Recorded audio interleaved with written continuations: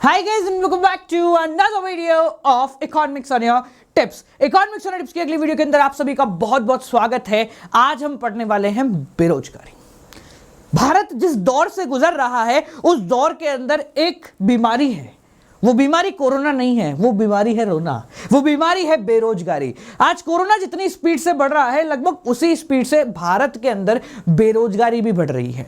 भाई साहब, कोरोना की तो गिनती सारी सरकारों ने कर ली, पर बेरोजगारी की गिनती कोई भी सरकार नहीं कर रही है, क्योंकि उससे चिट्ठे खुल जाएंगे। तो यहां पर आज हम बात करेंगे कि भारत के अंदर बेरोजगारी क्यों है। Why India is suffering from unemployment. अब देखो, बेरोजगारी होने का एक बहुत बड़ा रीजन यहां पब्लिक की भी, जनता की भी, हमारी भी थोड़ी बहुत गलती है। हमारी गलती क्या है? ये हम उस सेक्टर में जाना पसंद करते हैं जहां पैसा ज्यादा मिलता है। हम उस सेक्टर में जाना पसंद नहीं करते जहां पर नौकरियां हैं या जहां पर हमें जाना चाहिए। फॉर एग्जाम्पल मैं अगर आपको बोलूं, अगर आप वकील बनना चाहते हैं, अगर आप जज के लिए तैयारी करेंगे तो भारत के अंदर जज की पोस्ट अभी बहुत सारी खाली है, ठीक है, पर उसके लिए मेहनत करनी पड़ती है और पैसा सबसे आखिरी में मिलता है। और हम लोग क्या है, हम लोग शॉर्ट टर्म इंसेंटिव के ऊपर काम करते हैं। हमारा मानना यह है कि कल साला काम करा, आज पैसा मिल जाना चाहिए। एक ही व्यक्ति है जिसको ऐसे पैसा मिलता है, मजदूर को।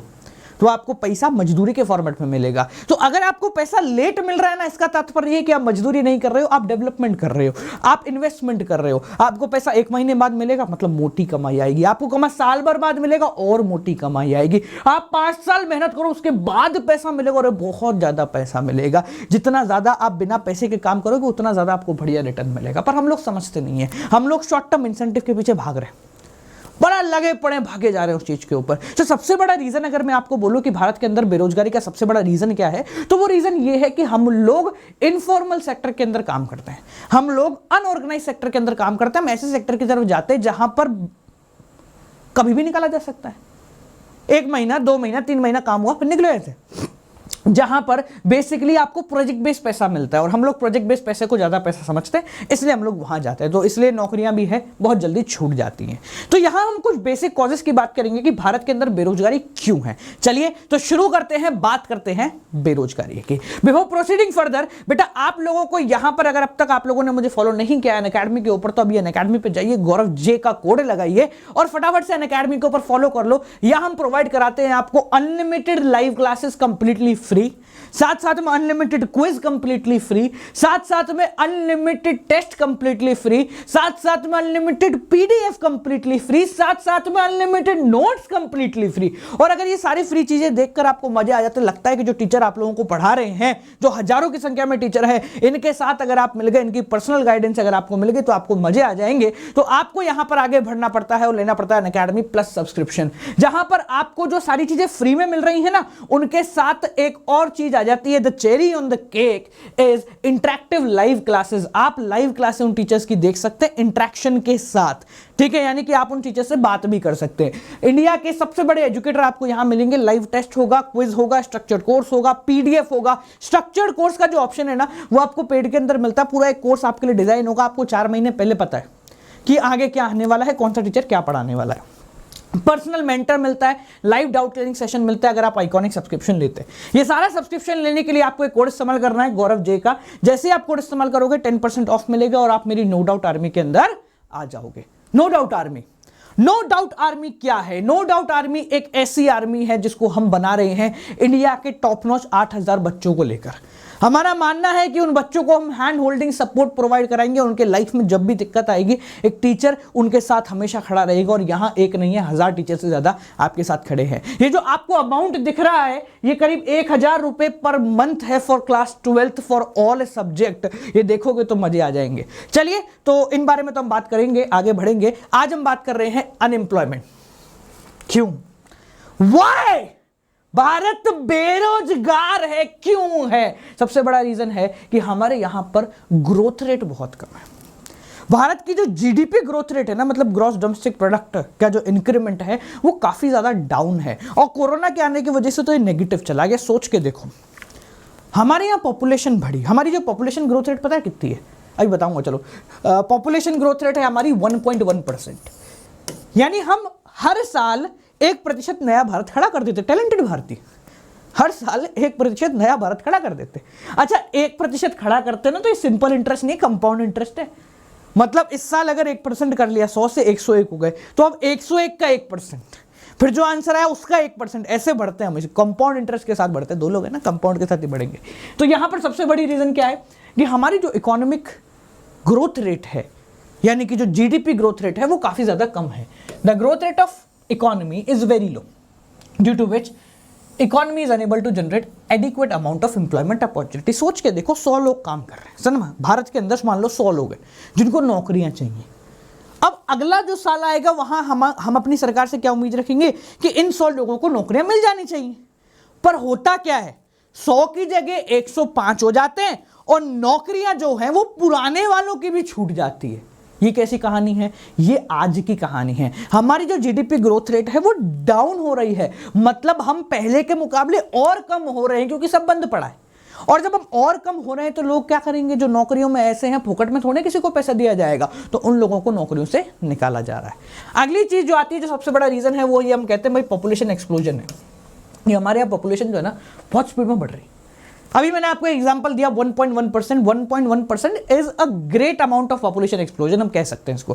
खैर अभी तो भारत ने बहुत ज्यादा कंट्रोल कर लिया है, पर कुछ समय पहले ऐसा था कि हमारी पॉपुलेशन एक्सप्लोजन जो था वो काफी ज्यादा 2% 3% तक पहुंच जाता था। हम लोग इतना स्पीड के अंदर रिप्रोड्यूस कर रहे थे। The constantly rise in the population in one of the main reason for unemployment in India. भारत जो है वो एक वर्कफोर्स कंट्री माना जाता है। वर्कफोर्स कंट्री मतलब labour intensive country. Labour intensive का मतलब क्या होता है? लेबर इंटेंसिव का मतलब एक ऐसा देश जहां पर मजदूरों की कोई कमी नहीं होगी। हमारे यहां माना जाता है कि मजदूरी बहुत आसानी से मिल जाती है। मतलब आपको चाहिए काम करवाना है, आपको पत्थर फेंको, कोई ना कोई मजदूर के लग ही जाएगा। ये माना जाता है भारत के लिए, ठीक है। तो इसलिए हमारे यहां पर जो लेबर है वो काफी सस्ती मिल जाती है, और इसी वजह से हमें वर्कफोर्स ओरिएंटेड यानी कि लेबर इंटेंसिव देश कहा गया है, ठीक है। Where majority of population comes under workforce. Due to this, even after implementing various policies and plans, the rate of unemployment tends to rise.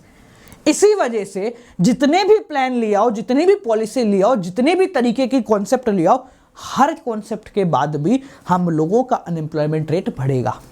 क्यों? क्योंकि मान लो 100 नौकरियां जनरेट करें, भाई 100 नौकरियां तूने जनरेट कर ली, जब तक वो जनरेशन करने का प्लान लाए उतने समय में 150 लोग नए खड़े हो गए पॉपुलेशन एक्सप्लोजन की वजह से, जो लोग नौकरियां मांग रहे हैं। तो पुराने 100 के साथ नए 150 भी आ गए, अनएम्प्लॉयमेंट रेट और बढ़ गया। नेक्स्ट है डिफेक्टिव एजुकेशन सिस्टम। भाई साहब, डिफेक्टिव एजुकेशन सिस्टम हम ये कहते हैं कि भारत का जो एजुकेशन सिस्टम है ना वो 100 साल पुराना है। हमारा एजुकेशन सिस्टम हमें किसी भी एक फील्ड के अंदर एक्सपर्टीज प्रोवाइड नहीं कराता है, वो हमें जनरलाइज पढ़ाता है। जनरलाइज पढ़ाने का मतलब क्या है? 12वीं में आप पढ़ रहे हो ना, तो आपके साथ जितने विद्यार्थी वो भी सब पढ़ रहे हैं। जिसको किसी और चीज में इंटरेस्ट है वो भी ये पढ़ रहा है, जिसको इसी चीज में इंटरेस्ट है वो भी ये पढ़ रहा है। तो बेसिकली हमारा एजुकेशन सिस्टम हमको एक वर्कर बना के छोड़ देता है, हमें कभी भी वो एक एंटरप्रेन्योर बना के या वो व्यक्ति जो कि नौकरियां दे ऐसा व्यक्ति बना के कभी नहीं जोड़ता। समझ में आ गया? इसलिए सन 2023 के अंदर हमारी जो एजुकेशन पॉलिसी है उसको बदला जा रहा है। तो अगर आपको कभी आ जाए ना भाई साहब अनएम्प्लॉयमेंट, पेल के बुराई करना, पेल के, कोई नहीं रोक रहा तुम्हें, आगे आ जाओ। और क्या रीजन है हमारे यहां पर? सबसे पहला रीजन है कि हमारी सरकार की प्लानिंग थोड़ी सी खराब हो जाती है।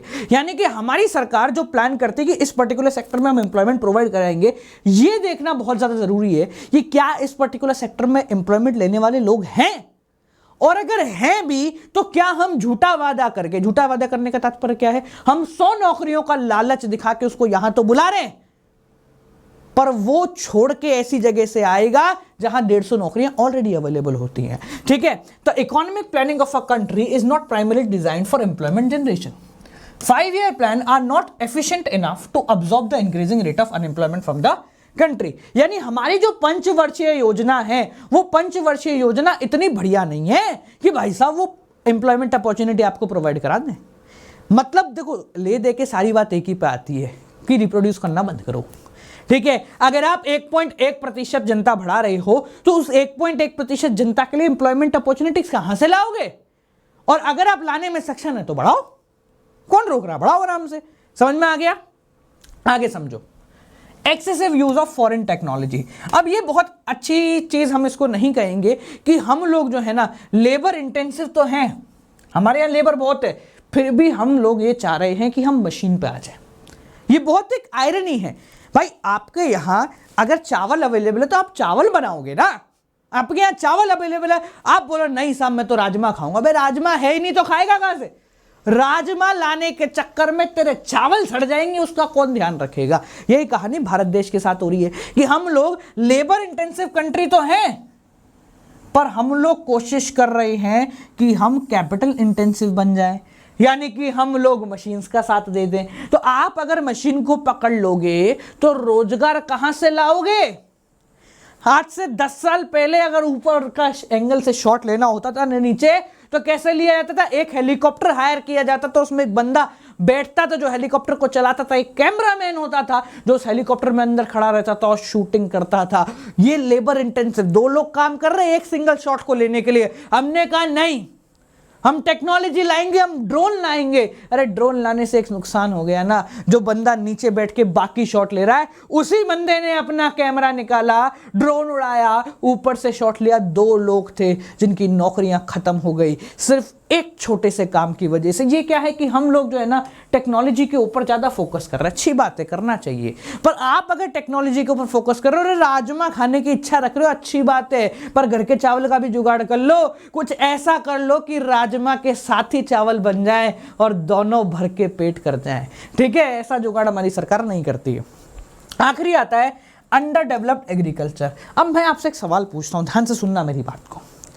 आपने मान लो सब्जी चढ़ाई है पकाने के लिए, समझना मेरी बात। इसके बाद आपको रोटियां बनानी है, उसके बाद आपको रायता बनाना है। क्या है? सब्जी है, रोटी है, फिर रायता है। क्या करोगे आप? अगर आप सब्जी बना रहे हो तो सब्जी पूरी बनने दोगे, उसके बाद गैस से उतारोगे? अगर एक ही गैस है, सिंगल गैस है आपके पास, तो सब्जी पूरी बनेगी, उबलेगी, खदकेगी, सही होगी, बढ़िया होगी, उसके बाद आप उतारोगे, फिर गैस पे रोटियां चढ़ाओगे। यही काम करते हैं आप सभी। ठीक है, आप सभी मतलब आप लोग सभी यही काम करते हैं हम लोग। तो अब मेरी बात को यहां समझना, हमारी सरकार ने थोड़ा उल्टा काम किया। जब सब्जी पकने वाली थी, पकने से पहले उसको उठाया, साइड में रखा और गैस पे चढ़ा दी रोटी। और रोटी बनने वाली थी, उसको उठाया, साइड में रखा, गैस बंद करी और बन गए रायता बनाने के लिए। यानी हमारा जो देश है उसकी प्लानिंग में थोड़ी सी गड़बड़ ये हो गई कि भाई साहब हम लोग एग्रीकल्चर सेक्टर ओरिएंटेड थे, हम लोग एग्रेरियन इकोनॉमी थे, एग्रीकल्चर बेस्ड इकोनॉमी थे, हमें पहले उसमें निपुण होना था। आप चलना सीखे नहीं, कूदना पहले सीख लिए, तो क्या होगा? चलोगे नहीं, कूदोगे। ठीक है, अच्छी बात है कूदना, पर जहां चलना है वहां क्या कर दोगे? तो यहां पर हम लोगों का जो प्राइमरी सेक्टर था वो पूरी तरह बढ़ा ही नहीं, हम सेकेंडरी पे चले गए। सेकेंडरी पूरा हुआ ही नहीं, हम टर्शरी पे चले गए। तो यहां पर जो हमारा एग्रीकल्चर सेक्टर है वो अभी भी अंडर डेवलप्ड है। हमारी टेक्नोलॉजी इस पर्टिकुलर सेक्टर में अभी भी पुरानी है, और इस वजह से यहां पर बहुत ज्यादा प्रॉब्लम हो पाती है कि हमारा जो प्राइमरी सेक्टर है ना वो एम्प्लॉयमेंट जनरेट नहीं कर पा रहा है। Our primary sector won't be able to generate employment, जबकि इसको ऐसा माना जाता है कि ये सबसे ज्यादा एम्प्लॉयमेंट जनरेट कर सकता है। यहां पर प्रोफेशनल्स काम नहीं कर रहे आज भी। अगर सोच के देखो, हम ऐसा कुछ कर दे कि हम प्राइमरी सेक्टर को यानी एग्रीकल्चर बेस्ड सेक्टर को हम बूस्ट कराएं, उसमें टेक्नोलॉजी लाएं, तो एक नया सेक्टर खुलेगा जहां पर लोग काम भी करेंगे उसकी टेक्नोलॉजी बनाने के लिए, साथ साथ में जो प्रोफेशनल है बीज से लेकर खाद तक, बीज से लेकर खाद तक के प्रोफेशनल जनरेट हो जाएंगे। ऐसे हजारों लोग आ जाएंगे जो कि इस पर्टिकुलर सेक्टर के अंदर काम करेंगे। क्यों? क्योंकि यहां उनको पैसा भी दिखेगा और इस सेक्टर पे इंपॉर्टेंस भी आएगी। The agriculture sector in India is under developed and it provides only seasonal unemployment, seasonal employment. Agriculture sector basically हमें सीजनल एम्प्लॉयमेंट प्रोवाइड कराता है, मतलब 8 महीने काम करो, 4 महीने आराम करो। हम मल्टी क्रॉपिंग सिस्टम का इस्तेमाल कर सकते हैं कि 8 महीने के बाद जो 4 महीने में कुछ ऐसी खेती कर ली जिससे अपना काम भी हो गया। ठीक है, तो 4 महीने की रोजगार भी मिल जाएगा। The majority of people in the country rely on agriculture for employment, but the seasonal nature of agriculture does not provide a stable job for the farmer. अब क्योंकि ये 4 महीने आराम करने को बोल देता है, तो इसलिए किसान भी सोचता है भाई साहब 4 महीने मैं तो बैठ जाऊंगा, पर मेरी वाड़ी कैसे बैठेगी? मेरी वाड़ी कैसे बैठेगी? बोले 8 महीने तुम तो भाई 1 साल लॉकडाउन में तुम क्या बैठ गए, तुम तो परेशान हो गए। किसान को तुम बोल देते हो कि 8 महीने काम कर, 4 महीने घर में बैठ।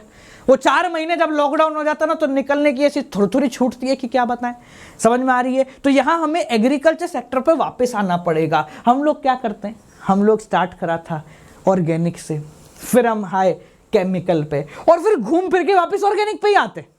ले दे के हम काम यही करते, ट्राइड एंड टेस्टेड एंड वापस go to next, tried and test and go back to next. यही हम करते हैं कि ट्राई करो, टेस्ट करो, जब नहीं मिला तो नेक्स्ट में जाओ। यही काम करते हैं हम सभी। तो यहां पर हमें यहां पर भी यही काम करना पड़ेगा। कोई बात नहीं, हम सबको पता है कि एग्रीकल्चर सेक्टर पर हमने ध्यान नहीं दिया, एक्सेप्ट इट, एक्सेप्ट करो और उसके बाद आगे बढ़ो। समझ में आ गया? आगे समझो। एक चीज और है जो यहां पर आती है, वो है आपका decline in cottage and small scale industry. हमारी जो छोटी इंडस्ट्री ना, हम उस पर ध्यान नहीं दे रहे। आज भी अगर आप इस बात को ध्यान दें तो हमारी जो गवर्नमेंट भी है वो इनडायरेक्टली हो या डायरेक्टली हो बड़ी इंडस्ट्रीज को ज़्यादा डेवलप कर रही है। बड़ी इंडस्ट्रीज को डेवलप करना भारत के लिए आवश्यक है क्योंकि वो एम्प्लॉयमेंट अपॉर्चुनिटी प्रोवाइड करा रही है। पर यह बात ध्यान रखना ही बहुत जरूरी है कि जो बड़ी इंडस्ट्रीज है वो एम्प्लॉयमेंट अपॉर्चुनिटी सिर्फ बड़े शहरों के अंदर ही प्रोवाइड करा रही है। वो सिर्फ वहीं प्रोवाइड करा रही है जहां पर आवश्यकता थोड़ी सी कम है। हम अगर कॉटेज इंडस्ट्री के ऊपर या स्मॉल स्केल इंडस्ट्रीज के ऊपर काम करेंगे ना तो हम लोगों को फायदा मिलेगा गांव के अंदर, हम लोगों को फायदा मिलेगा गलियों के अंदर, मोहल्लों के अंदर, क्योंकि small scale industry can be set up anywhere at any door step.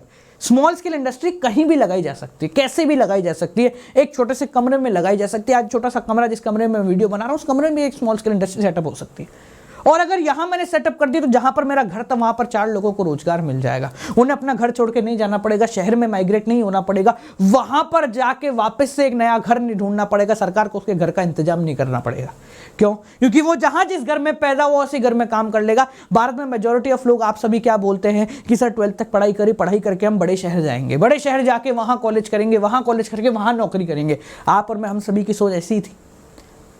इससे नुकसान क्या होता है? इससे नुकसान ये होता है कि जो छोटे शहर है वो छोटे के छोटे रह जाते हैं, उनमें एम्प्लॉयमेंट अपॉर्चुनिटी कभी नहीं मिलती। पर आज भी मेरा ये मानना है कि बैंगलोर जो कि इतना बड़ा माना जाता है, भारत का सबसे ज्यादा स्टार्टअप वाला शहर एक माना जाता है, वहां से ज्यादा अपॉर्चुनिटी मुझे यहां अजमेर राजस्थान के अंदर दिखती है। क्यों? क्योंकि यहां के लोग काम नहीं कर रहे, यहां के लोग काम नहीं कर रहे। यहां आके धंधा करो, देखो कितने मजे आएंगे। छोटे शहरों में धंधा बहुत आसानी से हो सकता है क्योंकि वहां लोग थोड़े से आलसी होते हैं। बड़े शहर में तो सारे के सारे काम वाले हैं।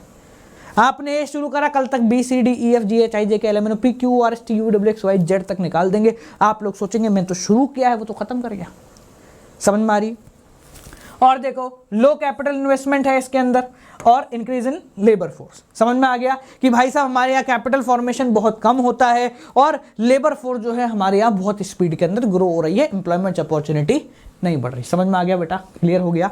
चलिए, तो बेटा जो भी बच्चे अब 12वीं में है और सोच रहे हैं कि हमें अब सीए करनी है, तो उन लोगों के लिए हम एक अलग चीज लेकर आए हैं जिसको हम कहते हैं Unacademy combo subscription. Unacademy combo subscription पहली बार एक ऐसा सब्सक्रिप्शन प्रोवाइड करा रहा है जिसके बाद आप foundation, intermediate, class 12th, class 11th, ये चारों चीजें सिर्फ एक सब्सक्रिप्शन के अंदर पढ़ सकते हैं। ओनली 1 सब्सक्रिप्शन, ये सारी चीजें आप लोग पढ़ लोगे। जो अमाउंट आपको इसके लिए पे करना है दैट इज इतना कम कि आप लोग सोच भी नहीं सकते। मैं अगर आपको एक कैलकुलेशन बताऊं, फाउंडेशन पड़ता है 50,000 का मिनिमम।